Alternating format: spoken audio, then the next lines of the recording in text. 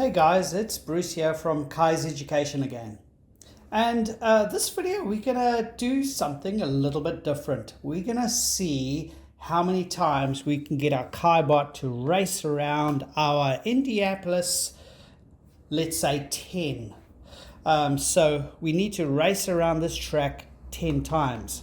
And that's the great thing with KaiBot with its magnetic tiles, is that we can lay out the tiles in different shapes and different ways to give kids different challenges and get that creative thinking and math-based thinking working.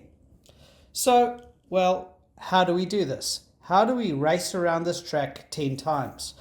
Well, we're always in the robot's perspective, so we're going to need to go forward 2 and turn right, and then go forward, turn right, forward 2, turn right, forward, turn right. So there's obviously a lot of right turns involved here. And the thing with coding is finding a hidden sequence, because at the end of the day, when we're doing coding or trying to solve the algorithm, we want to find the most efficient method of doing this. So let's just start out laying out the cards. And this is what I love about the cards, is it acts like pseudocode.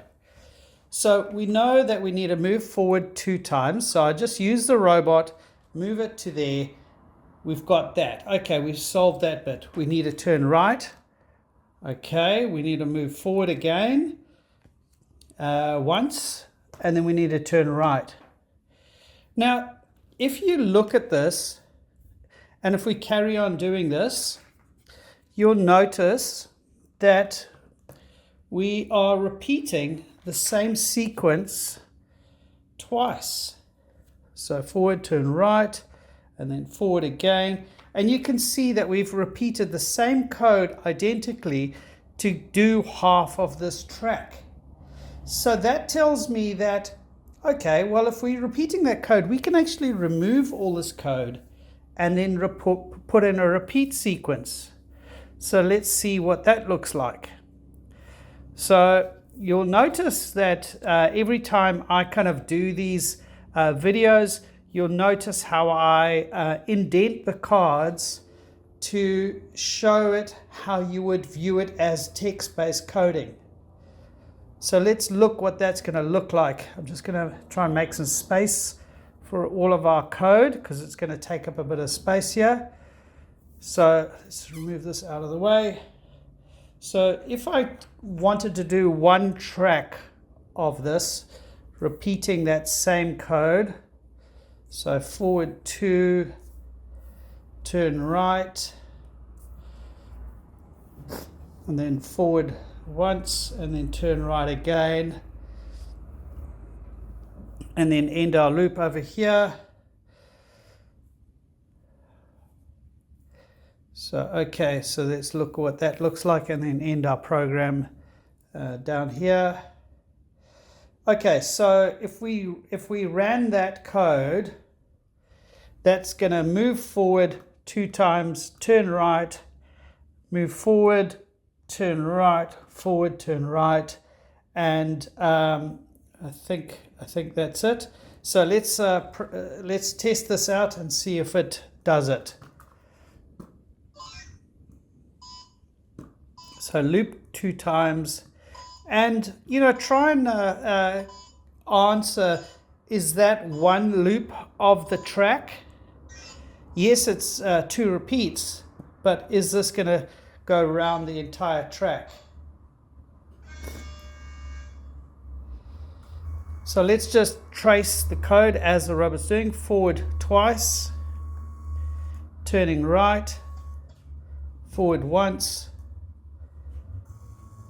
turning right. Okay, and then it's going to repeat that twice. So with coding, and there's different ways of solving this problem. So now it's going to start the next repeat, and program finished. Now there's a couple of different ways of getting it to do 10 laps. So if we want to do 10 laps, well, this requires a little bit of math. Okay, well, if we did this, we could do this section.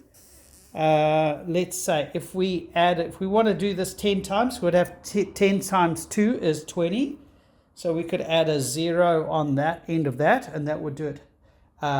Loop this 20 times, which would actually do the lap 10 times. So really good use of mathematics here on the times table, trying to figure out how many times we're going to do that. Okay, what about if we do it a different way? Because with coding, there's more ways than one to do it. So if we put this back to how we did it there,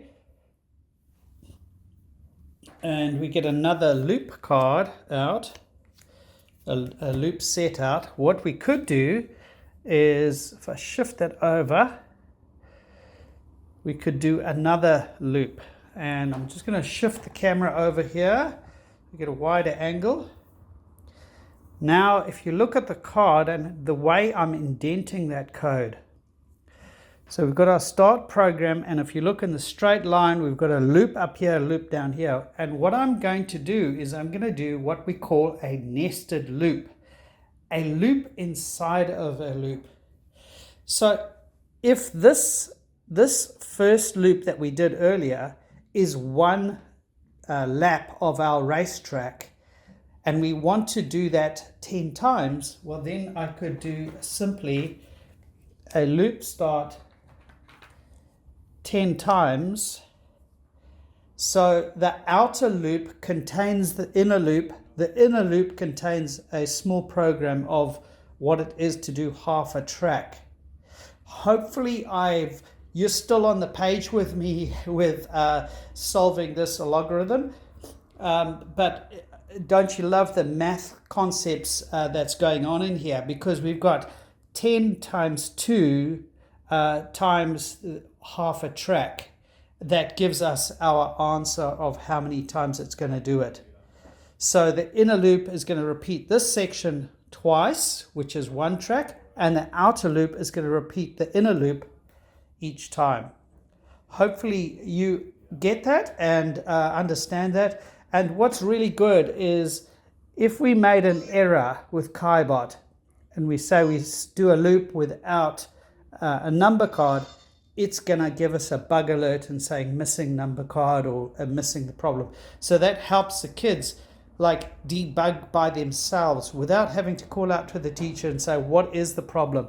Well, you're missing a number after your loop or whatever the problem is.